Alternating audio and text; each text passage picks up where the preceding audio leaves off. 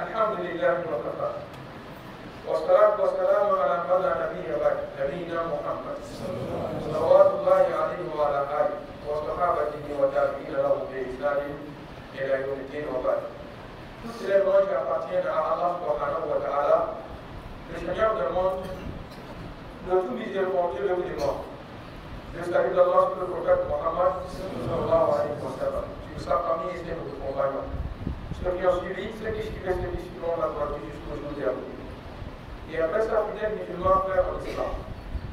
Nous sommes aujourd'hui, par la volonté d'Allah subhanahu wa ta'ala, au début du mois de Zul-Hijjah, c'est-à-dire le 12e mois de l'année hégirienne, 1444. Et cela nous rappelle beaucoup d'événements. Le mois de Zul-Hijjah est l'un des mois sacrés d'Allah subhanahu wa ta'ala parmi les 4 mois cités par Allah. Le mois de Zul-Hijjah est un mois sacré.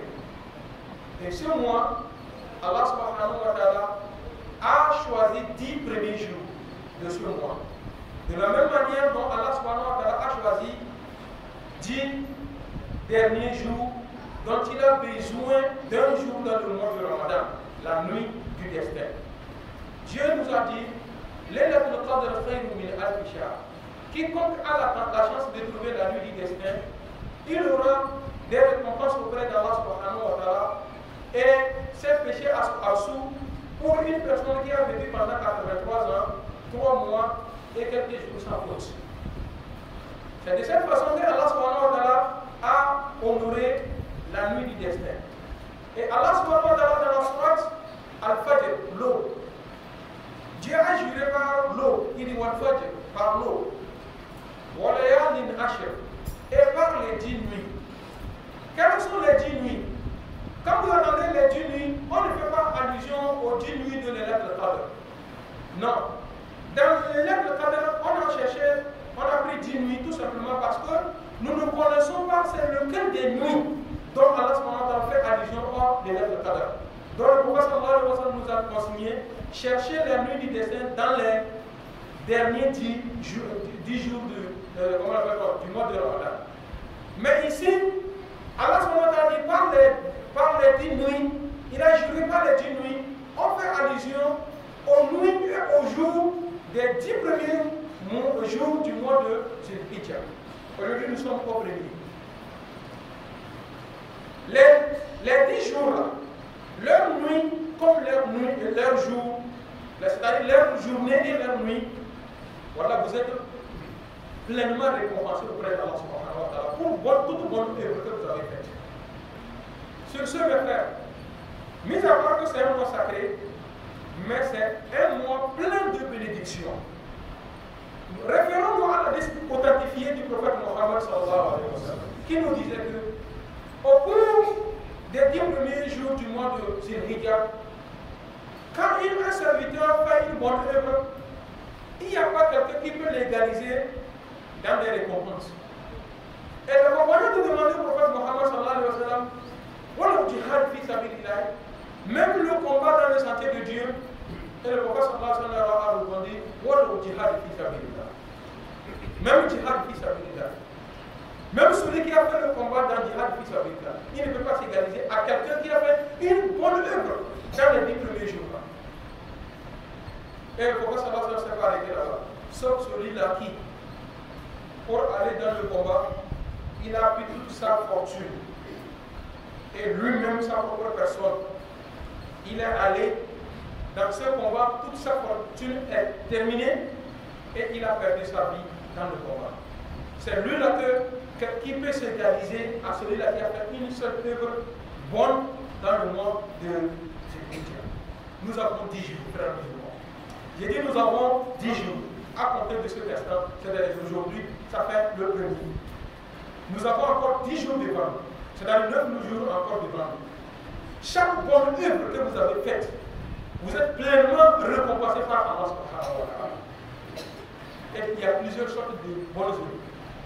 Parmi tant d'autres, je vais citer. Il y a des gens, depuis hier, jeudi, ils ont gêné. qui continue jusqu'à le 9e jour. Ils vont avoir 10 jours. C'est-à-dire, ils vont jeûner pendant 9 jours dans le mois de Hajj. Puisque le jour J de la fête, on ne jeûne pas. Écoutez bien. Ceux-là qui jeûnent pendant les 9 jours, ils cherchent quoi? L'agrément d'Allah subhanahu wa ta'ala. Toi, mon frère, tu ne peux pas gêner.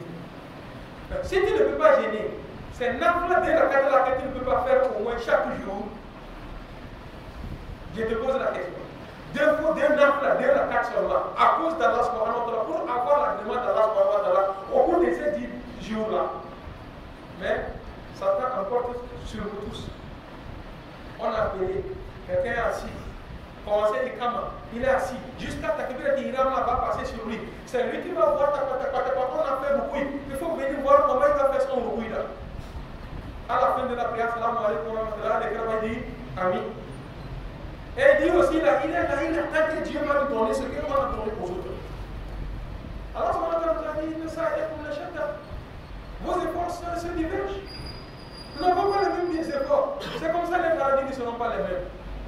Yama, ce qu'il faut vivre pendant longtemps pour acquérir, Allah subhanahu wa ta'ala a remis cela en quelques jours pour nous donner. Premier cadeau pour la communauté du prophète Mohammed sallallahu alayhi wa sallam.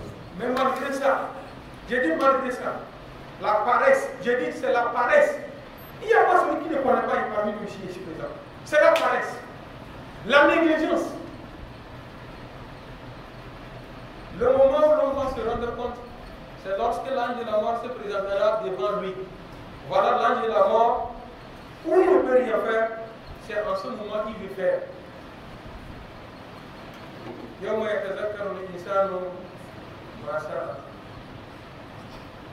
C'est le jour où l'homme va se rappeler. C'est déjà tard. C'est pour cette raison, au début du sermon, Allah subhanahu wa ta'ala nous a interpellés, il nous dit que Ya ayyuhal ladhina amanu, vous qui avez cru, et taqullah, craignez Dieu. Que chaque âme essaie de voir qu'est-ce que j'ai préparé pour la rencontre de mon Créateur demain. Fidèles musulmans, nous pouvons jeûner au moins dans les 10 jours là. Je n'ai pas eu, voilà, je peux faire l'effort pour avoir au moins 3 jours. Au moins 5 jours. Il y a des gens qui ont pris aujourd'hui, vendredi. C'est parti jusqu'à le jour de Arafat, avant de rencontrer. Allah subhanahu wa ta'ala nous place parmi ceux-là. Nous qui n'avons pas l'intention, que le Tout-Puissant nous donne le courage de prendre l'intention et faire ce qu'on peut aussi. Faites beaucoup des invocations, beaucoup d'évocations. À la fin de la prière, quand tout le monde se disperse de la mosquée, toi prends ton temps dans la mosquée, lève les mains, demande le pardon auprès d'Allah subhanahu wa ta'ala. Dis à Allah subhanahu wa ta'ala, il t'attend. Cette année, les gens sont déjà à la mer, moi je suis ici. Je n'ai pas pu effectuer le pèlerinage. Alors que quiconque effectue le pèlerinage et qu'il est sur la rite du pèlerinage du début jusqu'à sa fin, il sortira comme le jour où il est né sans faute. Mais toi, Dieu t'a donné encore beaucoup d'occasions. Tu peux jeûner. Quand ils sont là-bas, le jour de Arafat, ils n'ont pas droit à jeûner. Il n'y a personne qui jeûne le jour de Arafat quand ils sont à la mer. Mais Allah subhanahu wa ta'ala t'a demandé, toi qui peux jeûner ici. Et si je jeûne le jour de Arafat, quelle serait ma récompense? Que celui qui a jeûné le jour de Arafat, il a 2 années successives de péchés pardonnés. 2 ans de péchés pardonnés. Mon frère, écoute bien. C'est ça toi qui te dis que non, jeûne de Arafat, ce n'est pas obligatoire. Si je veux, je fais. Si je ne veux pas, je ne fais pas. C'est comme Dieu a dit, viens, je vais te pardonner pour 2 ans. Et toi qui dis que si je veux, tu me pardonnes. Si je ne veux pas, il faut me laisser. Dieu va te laisser dans tes péchés. Fidèles musulmans, j'ai dit, on ne nous a pas forcé pour faire entrer dans cette religion. C'est ce qui m'étonne toujours. Si c'était par contrainte que nous sommes rentrés dans cette religion, on va dire que bon, c'est comme on nous a contraints, c'est la raison pour laquelle on néglige des choses. Mais c'est notre propre volonté. C'est notre propre volonté. On fait son pouvoir à Allah subhanahu wa ta'ala. Prouvons à Allah subhanahu wa ta'ala que nous l'aimons. Nous avons aimé sa religion. On ne nous a pas contraints. Mais malheureusement, l'ignorance et la négligence emportent sur tout. Mes frères musulmans, mes frères, il y a beaucoup de charité que vous pouvez apporter au bout de ceux mois, surtout les 10 premiers jours là. Vous, à qui Allah subhanahu wa ta'ala a facilité la richesse, un parent est à quelque part en train de réfléchir. Cette année, c'est dur, je ne peux pas faire le sacrifice, etc. Il se pose une question. Quand il arrive un soir avec une enveloppe de 50 000, 100 000, 150 000, 200 000, tiens ceci là pour ton sacrifice. Dis-moi au nom de Dieu que lui là, la nuit là, il va dormir. Le soir, il a fini de manger, il pense comment il va faire pour gagner l'argent du bête du sacrifice. Et toi, tu viens lui cogner la porte, il ouvre, tu lui tends une enveloppe. Ou bien il ouvre comme ça, tu lui tends un bélier. Dis-moi au nom de Dieu que lui là, la nuit là, il va dormir. Même s'il est un grand papa, voilà, il ne peut pas dormir. Il va aller se coucher, mais ça ne peut pas dormir. Il a oublié de se lever, c'est ton non seulement il est mort. Oh, telle personne, Dieu, il faut multiplier. Il faut. C'est le riche con. Le riche con qu'un pauvre peut dépenser au paradis. Parce que les compagnons du prophète Mohammed sallallahu alayhi wa sallam d'avant nous ont déjà fait plus que ça. Ils sont venus. Les riches ont tout emporté. Le prophète sallallahu alayhi wa sallam les demande pourquoi vous dites ça? Ils sont nous le Kaaba nous. Ils prient comme nous prions. Ils sont nous le Kaaba nous. Ils jeûnent comme nous jeûnons. Et tout ce que toi tu les as donné comme richesse, quand on demande sadaka, on a demandé, on n'a pas demandé, ils dépensent. Nous on n'a pas pour dépenser. Ils nous ont déjà dépensé. Ils ont dépassé tout. Le prophète sallallahu alayhi wa sallam les a donné quoi? Il leur a donné, allez-y, subhanallah, sadaka, alhamdulillah, sadaka, la ilaha illallah, sadaka, Allah akbar, sadaka, la ilaha, hey, tout ceci là, sadaka. Jusqu'à il est arrivé leur dit que le fait d'avoir des rapports intimes avec ta femme, sadaka. Les compagnons se sont étonnés. Bon, coucher avec sa femme, avoir des plaisirs, on va te donner récompense de sadaka. Le prophète sallallahu alayhi wa sallam dit qui est récompensé. C'est de même comme celui qui a pris ça pour mettre dans le haram, on va lui donner péché là. Toi tu as pris mettre dans le halal, on te donne aussi des bonnes récompenses. Fidèles musulmans, les compagnons sont venus, entre eux, ils se sont concertés. Donc comme ils ont l'argent, ils font sadaka, nous on ne trouve pas à faire sadaka. Ce que le prophète sallallahu alayhi wa sallam nous a montré là, on va garder ça avec nous, on ne le dit pas. À la fin de la prière, les riches se lèvent pour sortir, les pauvres sont assis avec leur prière. Subhanallah, walhamdulillah, walhamdulillah. Intérieurement, ils se sont concertés. On ne dit pas à quelqu'un. Ah, j'ai dit, c'est que l'argent n'a pas pu acheter là. Il faut enterrer. Les riches se sont concertés dehors. Hey, toi, même combien tu as? Ils ont contribué. Ils sont arrivés. Vous lui dites ce que vous faites quand vous finissez la prière et vous prenez. Ça va y avoir match. Ils se sont regardés comme ça, ils disaient bon. Ça ne fait rien. Donc sinon, à la fin de la prière, on fait subhanallah, walhamdulillah, wala ilaha illallah, wallahu akbar. Voilà, les riches aussi, à la fin de la prière, ils sont assis. Ils font subhanallah, walhamdulillah, wala ilaha illallah, wallahu akbar. Et ce n'est pas fini. Quand on demande encore fils d'Allah, ils mettent la main dans la poche, ils donnent. Les pauvres se sont levés encore. Hey, prophète sallallahu alayhi wa sallam, ça ne va pas. Ils sont encore derrière nous. Le prophète sallallahu alayhi wa sallam a dit, zalika fadlullahi yu'tihi man yasha. Acceptez. C'est la grâce de Dieu, il donne à qui il veut. Pourquoi nous ne nous pressons pas à la recherche des biens? Mais dans le mal, c'est là-bas où il y a la concurrence. Mais dans le bien, c'est rare de voir des gens qui font la concurrence dans le bien. Alors que Dieu nous a déjà dit ça. C'est dans le bien qu'on doit voir la concurrence. Mais aujourd'hui où nous sommes arrivés, c'est dans le mal. Vous voyez des gens se concurrencer. Quand tu entends la voix d'un jeune garçon à quelque part, voilà, ce n'est pas à cause de la religion. Ce n'est pas parce qu'il est en train d'appeler à la prière. Ce n'est pas qu'il récite le Coran. C'est Barça Réal. Si ce n'est pas Barça Réal, c'est. Voilà, tu vas voir quelqu'un, il ne parle pas à son prochain. Tout simplement parce qu'il ne supporte pas le Coran qu'il supporte. C'est fini. Ce n'est pas parce qu'il a refusé de prier. Voilà. Nous voulons quoi? Satan a tout emporté. Il est grand temps. Mais pour terminer mon sermon, je rappelle à tout un chacun que de la même manière dont Allah subhanahu wa ta'ala a amassé beaucoup de bénédictions dans ce mois béni de Ramadan et beaucoup de hijab et beaucoup de récompenses, C'est comme ça aussi, chacun va faire attention à des péchés. Hein? Parce qu'un petit péché commis est égal à un grand péché. Il récompense de grands péchés. Parce que c'est un mois sacré. Il faut respecter ce mois. Il faut respecter ce mois. Le prophète Mohammed sallallahu alayhi wa sallam dit, le jour de l'Aïd, c'est le jour de la fête. Il n'y a pas une œuvre qu'un serviteur de Dieu peut faire pour plaire à Allah subhanahu wa ta'ala, plus que celui qui vient avec sa bête, mettre le couteau comme ça, bismillah, Allahu Akbar, le jour de la fête, comme ça. Allah subhanahu wa ta'ala a promis que avant que la première goutte du sang de la bête ne touche le sol, il faut savoir que c'est déjà touché devant lui Allah subhanahu wa ta'ala. Et le jour de Kiyama, tu serais récompensé sur chaque fois. Tu serais récompensé sur chaque sabot. Tu serais récompensé sur chaque fois.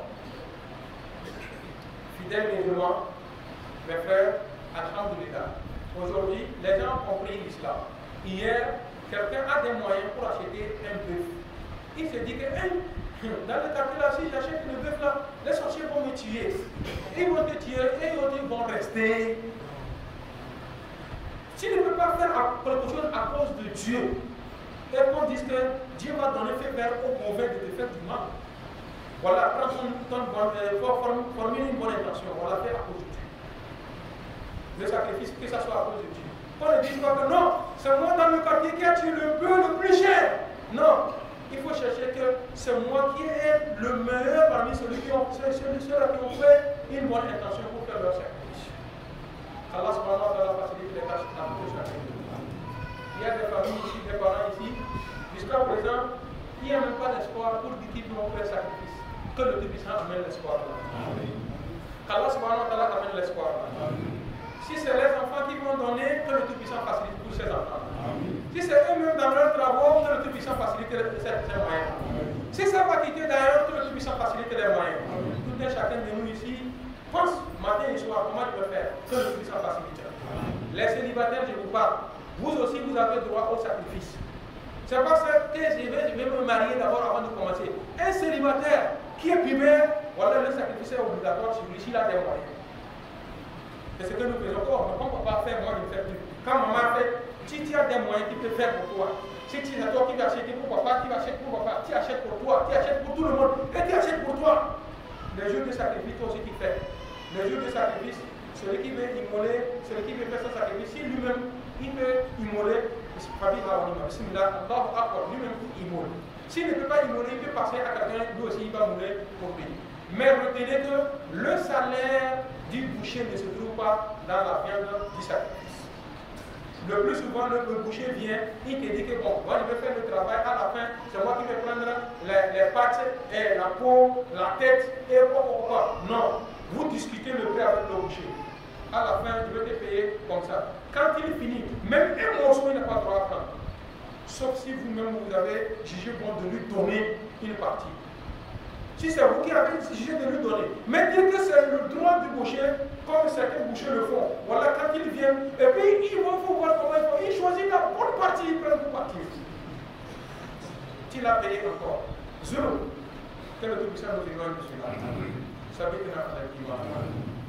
وتوفنا مع الأبرار يا ذا الجلال والإكرام اللهم اجعل الإسلام والمسلمين وأذل الشرك والمشركين ودمر أعداءك وأعداءنا الدين وفق يا أرحم الراحمين يا رب العالمين لمن ذكر صنفا أبواب Allah subhanahu wa ta'ala accompagne nos enfants. Il a écouté Bismillah, que le Tout-Puissant l'accompagne à la destination, alhamdulillah. Là-bas aussi que le Tout-Puissant lui facilite la tâche. Allah subhanahu wa ta'ala lui facilite la tâche. Il y a un parent qui vient de nous demander, il a perdu sa maman. Que le Tout-Puissant l'a fait dans son paradis. Allah subhanahu wa ta'ala l'a fait dans son paradis. Nous sommes tous ici dans l'orphelin, nous n'avons plus nos moments. Que le Tout-Puissant les a fait tous dans leur paradis. Nous sommes ici dans l'orphelin, nous n'avons pas nos parents. Que le Tout-Puissant les a fait tous dans son paradis. Je prie Allah subhanahu wa ta'ala à nos fonctionnaires d'État. Allah subhanahu wa ta'ala nous apporte de meilleures promotions dans vos activités. Allah subhanahu wa ta'ala nous apporte de meilleures promotions dans vos activités. Dans les sociétés privées, que le Tout-Puissant nous apporte de meilleures promotions. Allah subhanahu wa ta'ala nous apporte de meilleures promotions. Les particuliers, je prie Allah subhanahu wa ta'ala qui mette la bénédiction dans les activités. Allah subhanahu wa ta'ala mette la bénédiction Tout-Puissant dans les activités. À nos commerçants, que le Tout-Puissant fructifie leur commerce. Que le Tout-Puissant fructifie leur commerce. Je prie pour nos corps habillés qui sont sur les fronts, que le Tout-Puissant les protège matin et soir. Allah les protège matin et soir. Que le Tout-Puissant les protège matin et soir. Que le Tout-Puissant les accorde sa sécurité matin et soir. Je prie Allah d'accorder à nos dirigeants une meilleure vision. Allah accorde à nos dirigeants une meilleure vision. Que le Tout-Puissant les donne une meilleure vision. Que le Tout-Puissant les donne une meilleure vision. De telle sorte que tous les enfants puissent profiter des biens de ce pays-là. Toute personne qui cherchera du mal à ce pays-là, que le Tout-Puissant renverse la vainqueur sur lui. Allah renverse la vainqueur sur lui. Je prie à Allah qui unisse le peuple africain. Allah unisse le peuple africain. Que le Tout-Puissant unisse le peuple africain. Les guerres un peu partout, nous prions Allah d'accorder la paix dans chaque pays. Allah accorde la paix dans chaque pays. Que le Tout-Puissant accorde la paix dans chaque pays. Tout et chacun de nous ici a des vœux intérieurs. Si Madame ou bien Imam avait prié ceci là pour moi, ce serait bon. Qu'Allah exauce tes vœux aussi. Qu'Allah exauce aussi vos vœux. Qu'Allah exauce vos vœux. Allahumma ya Rabbana anta ma'ana bi du'a wa atina bi ijaba. Laqad amanaka kama amartana. Nastajib lana kama wa'adana innaka la tukhlifu al-mi'ad. Wa sallallahu ala sayyidina Muhammad sallallahu alaihi wasallam.